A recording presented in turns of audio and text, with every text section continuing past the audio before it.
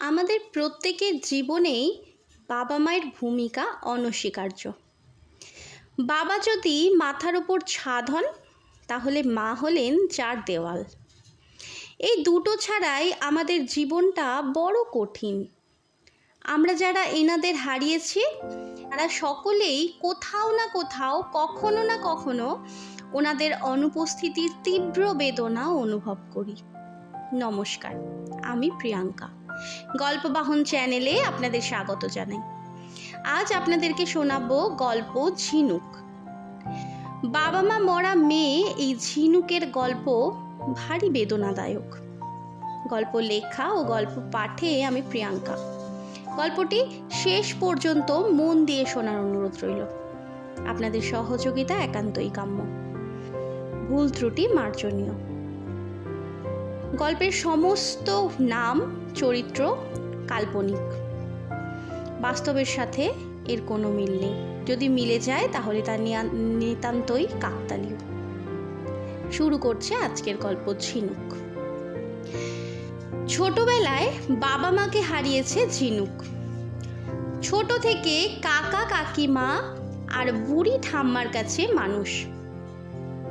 ঠাম্মা যতদিন বেঁচে ছিলেন ঝিনুককে আগলে আগলে রাখতেন, কিন্তু তিনি বেশি দিন বাঁচলেন না। ঝিনুক ক্লাস 5-এ পড়াকালীন ঠাম্মা মারা যায়। কাকা কাকিমার আরও 2টি সন্তান ছিল, একটি মেয়ে পলি আর ছোট একটি ছেলে শিবাস। পলি ঝিনুকের থেকে 2 বছরের ছোট মাত্র। কাকিমা নিজের ছেলে মেয়েকে মানুষ করা, যত্ন করাতে এত বেশি মত্ত থাকতেন যে ঝিনুকের দিকে নজরই দিতেন না, বা বলা ভালো যে তিনি ঝিনুককে সহ্যই করতে পারতেন না। কিন্তু শাশুড়ির ভয়ে কিছু বলতে পারতেন না। কিন্তু এখন শাশুড়ি মারা যাওয়ার পর তিনি প্রায় সর্বক্ষণই ঝিনুককে বকাঝকা করেন। ঝিনুকের কাকা ছিলেন একটু অন্যরকম। তিনি ঝিনুককে খুব স্নেহ করতেন, কিন্তু কাকিমার ভয়ে তেমন কিছু বলতে পারতেন না। ঝিনুকের খুব কষ্ট হতো, খুব কান্না পেত।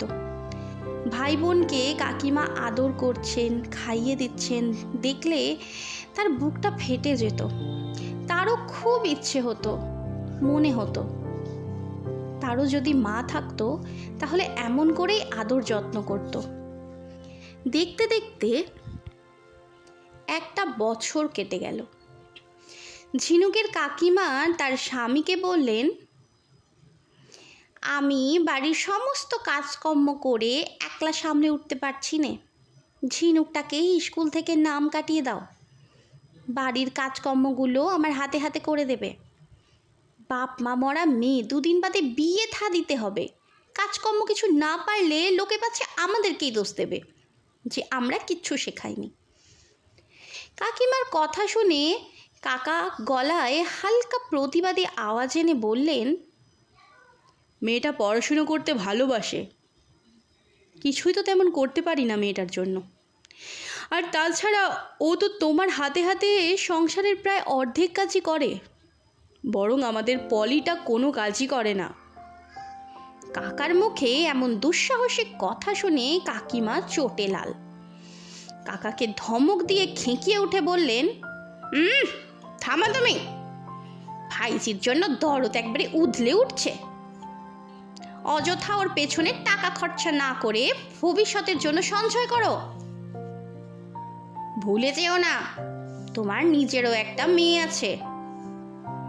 কাকিমার ঝাঁঝানি শুনে কাকা মুখে কুলু পাটলেন। কাকিমার কথায় ঝিনুকের পড়াশুনো ছাড়িয়ে দিলেন কাকা। এখন সারা দিন ঝিনুক সংসারের কাজ করে, ভোর থেকে কাজকর্ম শুরু করে। কাকিমা শুধু বসে বসে হুকুম চালান আর পান চিবন। পলি, শিবাস, ঝিনুক সকলেই বড় হচ্ছে। দেখতে দেখতে ঝিনুকটা 17 বছরের হয়ে গেল। পরিষ্কার গায়ের রং, গোল মুখশ্রী, টানা টানা 2 চোখ, কোমর পর্যন্ত চুল। বেশ সুন্দর দেখতে হয়েছে ঝিনুকটাকে। সে তুলনায় পলির রংটা একটু চাপা। সে নিয়ে কাকিমার আরও হিংসে। মেয়েকে এটা মাখান ওটা মাখান, কি কাণ্ডটাই না করেন। একদিন ঘটক মশাই ঝিনুকের জন্য একটা সম্বন্ধ নিয়ে হাজির হলেন। পাত্রের নিজেদের পৈতৃক ব্যবসা, সামান্য জমি জমা আছে, রোজগারপাতি ভালোই, দেখতে শুনতেও বেশ। সবকিছু শুনে কাকিমা জেদ ধরে বসলো ওই পাত্রের সঙ্গে নিজের মেয়ে পলির বিয়ে দেবেন। কারোর কোনো কথা কানেই তুললেন না। পাত্রপক্ষ দেখতে আসার দিন উপস্থিত হলো। সারাদিন পঞ্চব্যঞ্জন রান্না হলো। ঝিনুকটা নিজে হাতে সমস্ত রান্না করলো। ওদিকে কাকিমা ঝিনুককে পাখি পরানো করে বুঝিয়ে দিলেন যতক্ষণ পাত্রপক্ষ বাড়িতে থাকবে সে যেন ঘরের বাইরে না আসে। ঝিনুক মাথা নেড়ে নিজের কাজ করছে। ওদিকে কাকিমা তার মেয়ে পলিকে পরিপাটি করে সাজাতে ব্যস্ত। পাত্রপক্ষ এসে উপস্থিত হলো। ছেলে, তার বাবা মা, কাকা ও কাকিমা। পলির বাবা ওনাদের ঘরে নিয়ে এসে বসালেন। কথাবার্তা চলছে। ওদিকে পলির মা বাইরে আসছে না দেখে অতিথিদের জন্য জল মিষ্টি দিতে দেরি হচ্ছে বলে কাকা ঝিনুককে ডাক দিলেন। তাকেই জল নিয়ে আসতে বললেন। কাকিমা বারণ করা সত্ত্বেও ঝিনুককে যেতে হলো কাকা বললেন বলে। ঝিনুক জল আর মিষ্টি হাতে ঘরে ঢুকতেই সকলে মোহিত হয়ে তার দিকে তাকিয়ে রইলেন। ঝিনুক জল মিষ্টি রেখে ঘর থেকে বেরোতে যাবে, ঠিক সেই সময় কাকিমা ঘরে ঢুকছেন। তিনি কটমট করে ঝিনুকের দিকে কয়েক সেকেন্ড দৃষ্টি নিক্ষেপ করে ঘরে ঢুকে এলেন। অতিথিদের সাথে আলাপ আলোচনা সেরে পলিকে ঘরে ডাকলেন। সকলের সাথে পরিচয় করালেন। তারপর ছেলের বাড়ির লোকেরা নিজেদের মধ্যে কি যেন কথা বললেন, আলোচনা করলেন। তারপর ছেলের কাকিমা ঝিনুকের সম্বন্ধে জিজ্ঞাসাবাদ করতে লাগলেন। ঝিনুকের প্রতি ওনাদের আগ্রহ দেখে কাকিমা ভবিষ্যতের কথোপকথন আঁচ করতে পেরে নিজের মেয়ে পলির মিথ্যে প্রশংসায় পঞ্চমুখ হয়ে উঠলেন। আরও কিছু কথাবার্তার পর অতিথিরা চলে গেলেন। রাতের দিকে ছেলের বাবা ঝিনুকের কাকাকে ফোন করে জানালেন যে ওনাদের এবং ওনার ছেলের ঝিনুককে খুব পছন্দ হয়েছে, তাই ওনারা ঝিনুককেই বাড়ির বউ করতে চান। ঝিনুকের কাকারও মনটা বেশ আনন্দ হলো। উনি মনে মনে ভাবলেন, বাপ মা মরা মেয়ে যদি ভালো একটা সংসার পায়, ওর প্রাপ্য সম্মানটুকু পায়, তবে দাদা বৌদির আত্মাও শান্তি পাবেন। এদিকে যখন থেকে ঝিনুকের বিয়ের কথা হয়েছে তখন থেকে কাকিমার চোখে আরো বেশি বিষ হয়ে উঠেছে মেয়েটা। সারা দিন উঠতে বসতে তাকে খোঁটা শুনতে হয়। দেখতে দেখতে সেই শুভক্ষণ চলে এলো। দুই বাড়িতে লোকজন সানাই। বিয়ের আগে যাবতীয় নিয়ম কানুন শুরু হয়ে গেল। রাতের বেলায় বর হাজির। বিয়ে শুরু হলো। কনের ডাক পড়ল। ঝিনুকের কাকিমা কনের হাত ধরে মণ্ডপে হাজির হলেন। এক গলা ঘুমটা টেনে বিয়ের পিঁড়িতে বসলো মেয়েটা। বিয়ের কিছু নিয়মে তো ঘুমটা সরাতেই হয়, যেমন শুভ দৃষ্টি, সিঁদুর দান ইত্যাদি। কিন্তু কাকিমা কোনো মতেই মেয়ের ঘুমটা সরাতে দিলেন না। ওই যা হোক করে বিয়ের কাজ সম্পন্ন হলো।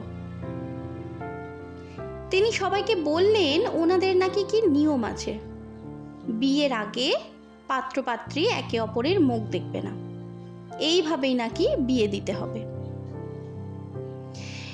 বিয়ের মিটে যাওয়ার পর জানা গেল কনে বদল হয়েছে। ঝিনুকের পরিবর্তে পলিকে বসানো হয়েছিল বিয়ের পিঁড়িতে। ছেলের বাড়ির লোক তো ক্ষেপে আগুন। পুলিশ ডাকার হুমকি পর্যন্ত দিলেন ওনারা। শেষে পলির বাবা হাত জোড় করে নত হয়ে বললেন, আমাদের আমাদের ক্ষমা করে দিন। আসলে শেষ মুহূর্তে ঝিনুক আমাদের মুখে চুন কালি মাখিয়ে পালিয়ে গেছে। তাই লোকলজ্জার খাতিরে নিজেদের এবং আপনাদেরও সম্মান বাঁচাতে আমরা আমাদের মেয়ে পলির সাথেই জামাই বাবা জীবনের বিয়ে দিয়ে দিলাম। আমাদের ক্ষমা করবেন। লোকলজ্জার খাতিরে এবং নিজেদের সম্মান বাঁচাতে ওনারা পলিকেই নিজেদের বৌমা হিসেবে মেনে নিলেন। মনে মনে ছেলেটি ঝিনুকের প্রতি প্রচণ্ড ঘৃণা পোষণ করল। 8 দিনে মেয়ে জামাই বাড়ি এসেছে। পলির মা অনেক খাতির যত্ন করলো নতুন জামাইকে। রাতে খাওয়া দাওয়া করে শুতে গেল যে যার ঘরে। হঠাৎ জামাইয়ের ঘুম ভেঙে গেল। কেউ যেন দরজায় আলতোভাবে টোকা দিচ্ছে। পলিকে ডাকবে কিনা ভেবে না ডেকেই দরজা খুলল। কই, কেউ তো নেই। সে ঘর থেকে বাইরে চলে এলো। উঠানে এসে মনে হলো কেউ যেন দৌড়ে তার সামনে দিয়ে চলে গেল। কিন্তু কে ওটা? সদর দরজা দিয়ে বেরিয়ে এলো নতুন জামাই নবীন। সদর দরজার পরেই রাস্তা। রাস্তার উল্টো দিকে ঘাট বাঁধানো পুকুর। কে যেন 2 পা জলে দিয়ে পা নাড়াচ্ছে, জলটাকে এলোমেলো করছে। একটি নারী মূর্তি। সে যেন নবীনকে আকর্ষণ করছে। নবীন মন্ত্রমুগ্ধের মতো সেই নারী মূর্তিটির পিছনে গিয়ে দাঁড়ালো। পিছনের দিকে না তাকিয়েই নারী মূর্তিটি মিহি সুরে শান্ত গলায় বলল, এত তাড়াতাড়ি, এত সহজে ভুলে গেলেন আমাকে নবীনবাবু? নবীন চিনতে পারল গলাটা। এ তো ঝিনুক। নবীন রাগে গর্জে উঠল, তুমি একটা ঠগ, প্রতারক, বাজে মেয়ে! তোমার যদি বিয়ে করার ইচ্ছেই না ছিল তাহলে আমাকে আগেই জানাতে পারতে। এভাবে বিশ্বাসঘাতকতা করলে কেন? ঘৃণা করি। আমি তোমাকে তোমার থেকে তোমার বোনকে অনেক বেশি ভালোবাসি। ঘৃণা করি তোমাকে। নিজের দিদির করা অপরাধের মাসুল সে দিল।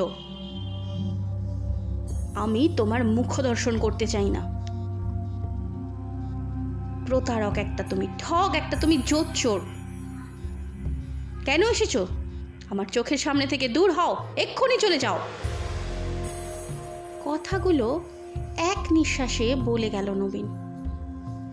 তারপর হঠাৎ তার কাঁধে একটা স্পর্শ অনুভব করে ঘুরে দাঁড়ালো পেছনের দিকে। তার শ্বশুর মশাই। নবীন কি বলবে ভেবে না পেয়ে আমতা আমতা করছে। তখন শ্বশুর মশাই নিজেই মুখ খুললেন। উনি বললেন, তুমি শুধুই আমার ঝিনুকের প্রতি অভিমান করছো বাবা। ওর কোনো দোষ নেই। ছোট থেকে ও কোনো দিন স্নেহ ভালোবাসা পায়নি।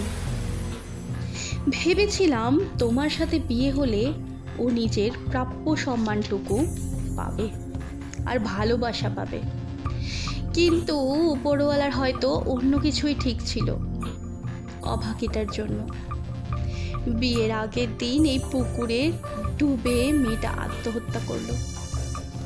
সমাজ কি বলবে, পাড়া প্রতিবেশী কি বলবে, এই ভেবে কাউকে কিচ্ছু না জানিয়ে দিনের আলো ফোটার আগেই আমরা তাকে দাহ করি। তুমি আমাদের ক্ষমা করো, ক্ষমা করো বাবা, ক্ষমা করো। শ্বশুরমশাইয়ের মুখে এই কথা শুনে হতবাক নবীন। কি বলবে ভাষা খুঁজে পেল না। পিছন দিকে তাকিয়ে দেখল পুকুর ঘাটটা ফাঁকা, কেউ কোথাও নেই। ঝিনুক নিজের ছোটবেলাটাও কাকিমা ও তার পরিবারকে দিয়ে দিল, বড়বেলাটাও উজাড় করে দিল তার কাকিমা, কাকু এবং তার পরিবারের জন্য। শেষ হলো আজকের গল্প ঝিনুক। গল্পটি কেমন লাগলো কমেন্ট বক্সে কমেন্ট করতে ভুলবেন না। যদি ভালো লেগে থাকে অবশ্যই একটি লাইক দিয়ে যাবেন,